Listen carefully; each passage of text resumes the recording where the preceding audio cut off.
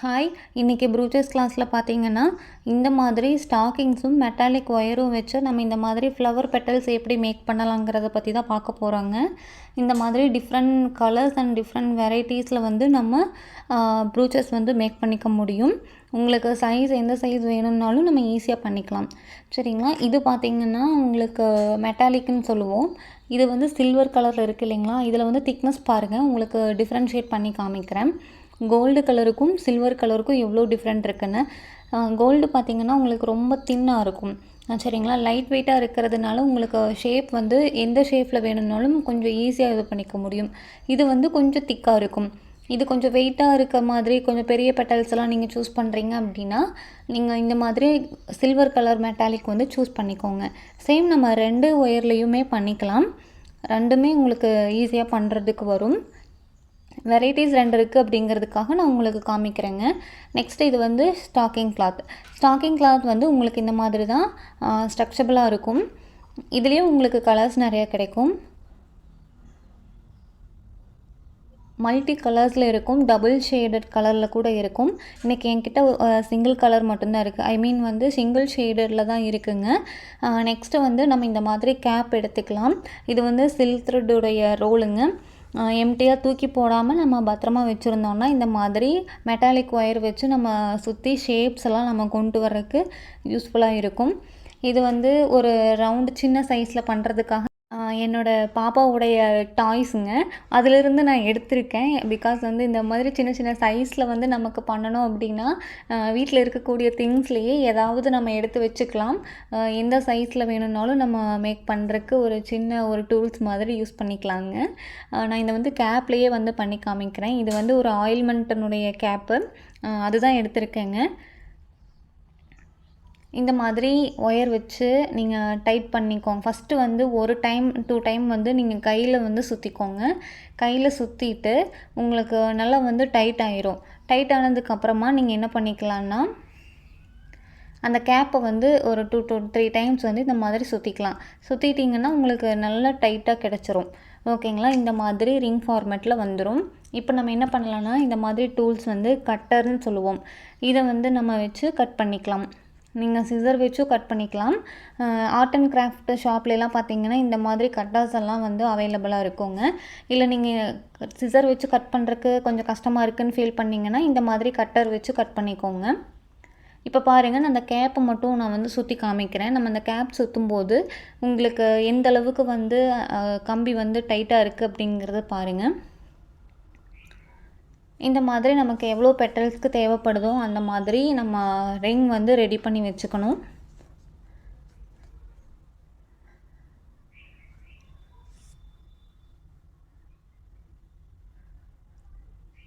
Next வந்து நம்ம stacking வச்சு இந்த மெட்டாலிக்கையும் ஸ்டாக்கிங்கையும் நம்ம எப்படி கனெக்ட் பண்ணி நம்ம ரெடி பண்ணுறோன்னு பாருங்கள். ஃபஸ்ட்டு ஸ்டாக்கிங் கிளாத் வந்து இந்த மாதிரி கையில் பிடிச்சிக்கோங்க. சரிங்களா? ஓப்பன் பண்ண மாதிரி ஒரு கையில் வந்து நீங்கள் இந்த மாதிரி பிடிச்சிட்டு மெட்டாலிக்கை நம்ம ஷேவ் பண்ணி வச்சுருக்கோம் இல்லைங்களா, அதை வந்து கிளாத் மேலே இப்படி வச்சு 1 by 1 வந்து நீங்கள் கிளாத்தை வந்து இப்படி கையில் பிடிச்சி கொடுக்கணும். அதாவது எல்லா சைடும் இருக்கக்கூடிய ஸ்டாக்கிங்ஸும் வந்து நமக்கு ஒரே கையில் ஒரே விரலில் பிடிச்சிக்கிற மாதிரி இந்த மாதிரி பிடிச்சிட்டு லைட்டாக ரொட்டேட் பண்ணுங்கள். மேலே இருக்கிற ரிங்கையும் ஒரு டைம் ரொட்டேட் பண்ணுங்கள். கீழே நம்ம கையில் பிடிச்சிருக்கோம் இல்லைங்களா, அந்த ஸ்டாக்கிங்ஸையும் ஒரு டைம் வந்து நீங்கள் ரொட்டேட் பண்ணுங்கள். இந்த மாதிரி ரொட்டேட் பண்ணிவிட்டு ஷீவிங் மிஷின் த்ரெட் வந்து எடுத்துக்கோங்க. ஷீவிங் மிஷின் த்ரெட் வந்து நான் இன்றைக்கி வீடியோ கவரேஜ்க்காக உங்களுக்கு இந்த கலர் சூஸ் பண்ணியிருக்கேன். பட் நீங்கள் யூஸ் பண்ணும்போது ஸ்டாக்கிங்ஸ் பிங்க் கலரில் இருக்குது அப்படின்னா நீங்கள் சேம் பிங்க் கலர் த்ரெட் தான் யூஸ் பண்ணணும். அப்படி யூஸ் பண்ணிங்கன்னா மட்டும்தான் உங்களுக்கு டிஃப்ரென்ஷியேட்டே தெரியாமல் ஃபினிஷிங் நீட்டாக இருக்கும். இந்த மாதிரி பூ கட்டுற மாதிரி ஒரு 2 to 3 டைம்ஸ் வந்து நம்ம ஸ்டிச் பண்ணிக்கலாம். நம்ம மேலே வந்து நாட் போட்டுக்கலாம். இப்போது நம்ம நாட் போட்டதுக்கப்புறமா உங்களுக்கு கீழே எக்ஸஸாக இருக்குது இல்லைங்களா, இதை வந்து நீங்கள் அந்த மெட்டாலிக் வந்து நம்ம சுற்றி கொடுத்துருப்போம், அதுக்கு பக்கத்துலேயே வந்து நம்ம கட் பண்ணி எடுத்துக்கணும். இந்த மாதிரி கட் பண்ணிக்கோங்க. நம்ம வந்து டைட்டாக வந்து சுற்றி இருக்கணுங்க. ஃபஸ்ட்டு வந்து டைட்டாக சுற்றி கையில் வந்து நம்ம த்ரெட்டை வச்சு சுற்றுறதுக்கு முன்னாடி டைட்டாக சுற்றிட்டு அதுக்கப்புறம் பண்ணிங்கன்னா உங்களுக்கு ஃபினிஷிங் நீட்டாக இருக்கும். ஒரு 2 பெட்டல்ஸ் 3 பெட்டல்ஸ் வந்து நீங்கள் ட்ரை பண்ணிட்டீங்கன்னா உங்களுக்கு பண்ணுறதுக்கு ஈஸியாக வந்துடுங்க. இந்த மாதிரி பெட்டல்ஸ் வந்து நம்ம எவ்வளோ பெட்டல்ஸ் வேணும் அப்படின்னு சொல்லிட்டு ஃபஸ்ட்டே வந்து நம்ம அரேஞ்ச் பண்ணி வச்சுக்கணும். இப்போ நம்ம எப்படி வந்து நெக்ஸ்ட்டு இந்த பெட்டல்ஸை வச்சு ஃப்ளவரை வந்து மேக் பண்ணலாம் அப்படிங்கிறத பார்க்கலாம். ஃபஸ்ட்டு அரேஞ்ச் பண்ணிக்கணும். நமக்கு எந்த ஷேப்பில் வேணும் அப்படிங்கிறத அரேஞ்ச் பண்ணி வச்சுட்டு அதுக்கப்புறம் தான் நம்ம ஸ்டிச்சஸ் போடுறதுக்கு ஸ்டார்ட் பண்ணிக்கணுங்க.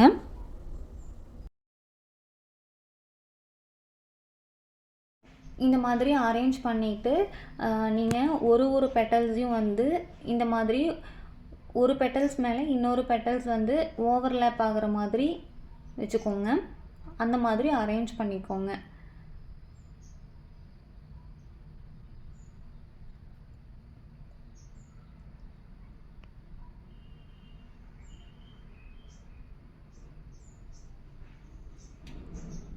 நம்ம அரேஞ்ச் பண்ணும்போது தான் உங்களுக்கு ஐடியாஸ் தெரியும், ஃப்ளவரனுடைய ஷேப்ஸ் வந்து கரெக்டாக இருக்கா அப்படின்னு சொல்லிட்டு. நம்ம டேரெக்டாக வந்து ஸ்டிச் பண்ணிட்டோம் அப்படின்னா உங்களுக்கு ஒரு பெட்டல்ஸ் வந்து மேலேயும் கீழேயும் இருக்கிற மாதிரி இருந்ததுன்னா உங்களுக்கு பார்க்குறக்கு நீட்டாக இருக்காது.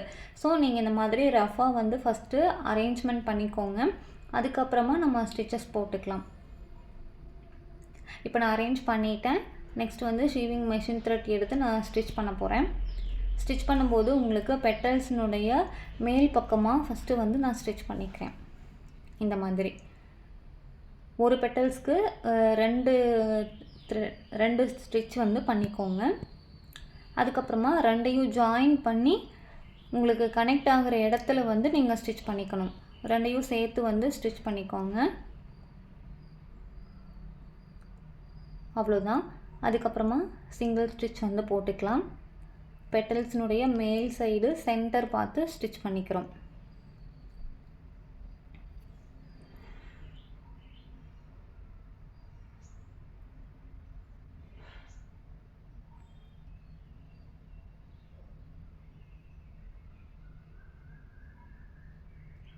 இப்போ இந்த பெட்டல்ஸ் பார்த்தீங்கன்னா உங்களுக்கு மேலே இருக்கிற மாதிரி ஓவர்லேப் ஆன மாதிரி வச்சுருக்கேன் இல்லைங்களா, அதே மாதிரி அடுத்த பெட்டல்ஸையும் வைக்கணும். நம்ம ஒரு பெட்டல்ஸ் வந்து எப்படி ஃபார்ம் பண்ணுறோமோ அதே மாதிரி எல்லா பெட்டல்ஸும் இருந்துச்சுன்னா தான் உங்களுக்கு ஃபினிஷிங் நல்லாயிருக்கும். இந்த மாதிரி சின்ன சின்ன விஷயங்கள் எல்லாமே நம்ம பர்ஃபெக்டாக பண்ணோன்னா மட்டும்தான் உங்களுக்கு நீட்டாக இருக்கும். நம்ம ஸ்டாக்கிங் என்ன கலர் சூஸ் பண்ணியிருக்கோமோ அந்த கலருக்கு தகுந்த மாதிரி ஷேவிங் த்ரெட் எடுத்து யூஸ் பண்ணுங்கள். இன்றைக்கி நான் வீடியோ கவரேஜுக்காக நான் ஆப்போசிட் கலர் எடுத்திருக்கேன். அப்போ தான் உங்களுக்கு தெரியும் அப்படிங்கிறதுக்காக மட்டும்தான் இந்த கலர் சூஸ் பண்ணியிருக்கேங்க. பட் நீங்கள் சூஸ் பண்ணும்போது கண்டிப்பாக ஸ்டாக்கிங் கிளாத் என்ன கலர் எடுத்திருக்கீங்களோ அந்த கலர் வந்து சூஸ் பண்ணிக்கோங்க.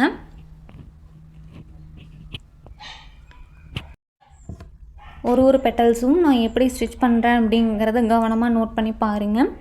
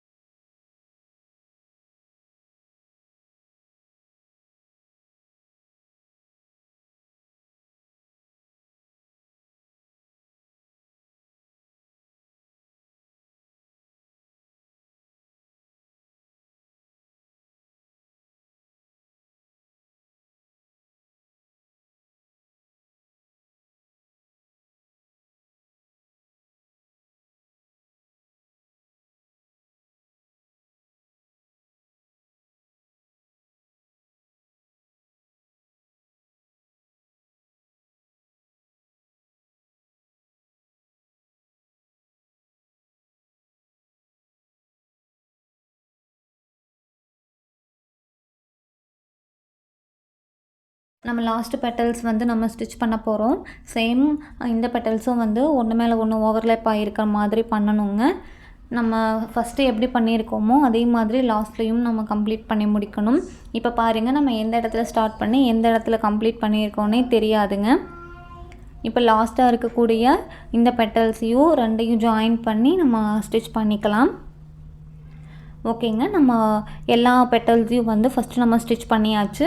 இப்போ உங்களுக்கு சென்டரில் பார்த்திங்கன்னா அந்த ஸ்டாக்கிங் கிளாத் வந்து கொஞ்சம் எக்ஸ்டர்னாக கிளாத் மட்டும் இருக்கிற மாதிரி இருக்கும். சென்டரில் நம்ம பீட்ஸ் கொடுக்கறதுனாலும் கொடுத்துக்கலாம். இன்றைக்கி நான் வந்து கிளிப் ஸ்டோன் எடுத்திருக்கேன். கிளிப் ஸ்டோனில் பார்த்தீங்கன்னா உங்களுக்கு 4 ஹோல்ஸ் வந்து பேக் சைடு இருக்கும். அந்த 4 ஹோல்ஸையும் வந்து நீங்கள் கனெக்ட் பண்ணுற மாதிரி ஸ்டிச்சஸ் போடணும்னு ப்ரீவியஸ் வீடியோலேயே சொல்லியிருக்கேன். சேம் இதுலேயும் அதே மாதிரி தாங்க. அந்த 4 ஹோல்ஸ்லேயும் நீங்கள் நீடில் பஞ்ச் பண்ணி இந்த மாதிரி ஸ்டிச் பண்ணிக்கோங்க.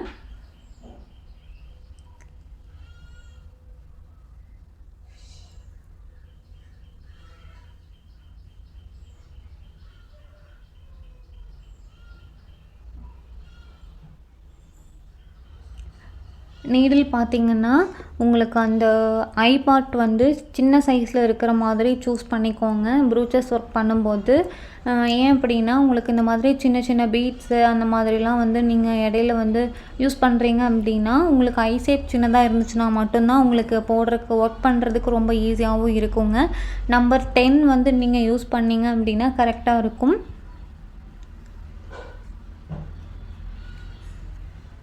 எம்மிங் நீடிலில் நம்பர் 10 நீடில் அப்படின்னு சொல்லி ஷாப்பில் கேளுங்க.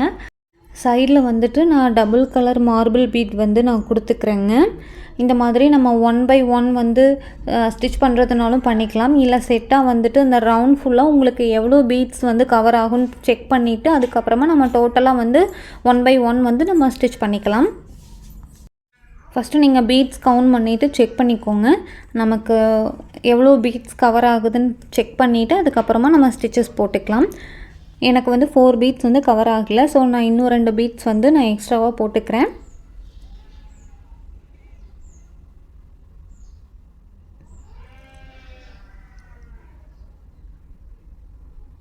ஓகேங்க, இப்போ நமக்கு இந்த பீட்ஸ் வந்து கரெக்டாக இருக்குது. நம்ம வந்து ஃபஸ்ட்டு வந்து எல்லா பீட்ஸையும் சேர்த்து வந்து நம்ம ஸ்டார்ட் பண்ண இடத்துலையே வந்து நீடில் வந்து பஞ்ச் பண்ணிக்கலாம். இந்த இடத்துல நீடில் பஞ்ச் பண்ணிவிட்டு நெக்ஸ்ட்டு ஒரு பீடுக்கும் வந்து நம்ம ஒரு ஸ்டிச்சஸ் வந்து நம்ம போட்டுக்கலாம். பிகாஸ் வந்து பீட் வந்து கொஞ்சம் வெயிட்டாக இருக்கிறதுனால நம்ம கம்பல்சரி இந்த மாதிரி ஒரு பீடுக்கும் நம்ம சென்டரில் ஸ்டிச் போடும்போது உங்களுக்கு கிரிப்னஸ் கரெக்டாக இருக்கும். ரொம்ப ஈஸியான மெத்தட்ஸ் தான். நம்ம என்ன பண்ணுறோன்னா பீட்க்கு அந்த த்ரெட்டோட சைடில் இந்த சைடும் அந்த சைடும் மாற்றி மாற்றி ஸ்டிச்சஸ் போட்டு வருவோம்.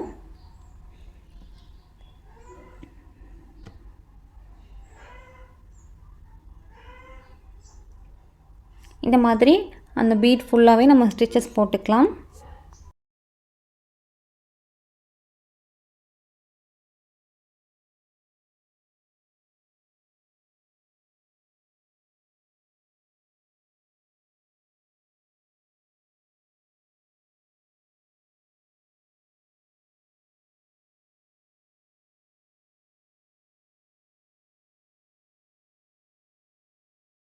ஃபைனலாக நம்ம இந்த இடத்துல ஸ்டிச்சஸ் வந்து போட்டு முடித்ததுக்கப்புறமா நம்ம கண்டிப்பாக வந்து எண்ட் பண்ணிக்கணும். த்ரெட்டை வந்து நம்ம என்ஆட் பண்ணிக்கணும். அதுக்கு வந்து நான் மேலேயே வந்து த்ரெட்டை என்ஆட் பண்ணிக்கிறேன். இப்போ மேலே வந்து இந்த மாதிரி ஒரு லூப் மாதிரி த்ரெட்டை விட்டுட்டு அடியிலிருந்து அந்த லூப்புக்குள்ளே நீடில் வெளியில் எடுத்தோம் அப்படின்னா உங்களுக்கு நாட் வந்து ஈஸியாக விழுந்துடும். இப்போ நான் ஃப்ரேமை வந்து திருப்பாமையே மேலேயே வந்து என்ஆட் பண்ணிட்டேன். இந்த மாதிரி நீங்களும் வந்து ட்ரை பண்ணி பாருங்கள். என்ஆட் பண்ணுறதெல்லாம் நம்ம ஸ்டார்டிங்லேயே பார்த்துருக்கோம். ஓகேங்க, நீங்களும் இந்த மாதிரி ட்ரை பண்ணி பாருங்கள்.